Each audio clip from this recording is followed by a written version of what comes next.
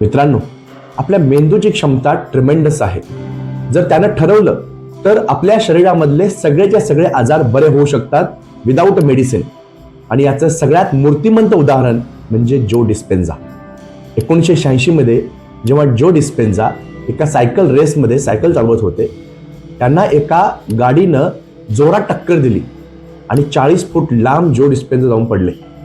डॉक्टरनी हा माणूस कधीही आपल्या पायावरती उभा राहणार नाही किंवा चालू शकणार नाही असं सांगितलं.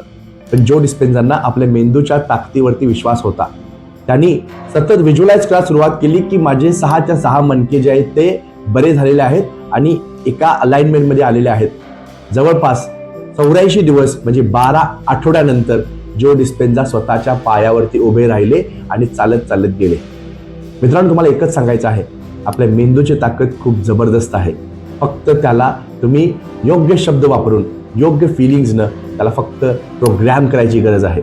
जर तुम्हाला अशाच पद्धतीनं मेंदूला कसं प्रोग्रॅम केलं जातं किंवा विचारशक्ती काय ताकद आहे, फिलिंग्स कसे जनरेट करून आपण मेंदूला प्रोग्रॅम करता येतं, याच्याबद्दल माहिती पाहिजे असेल तर आपलं चॅनेल फॉलो करा.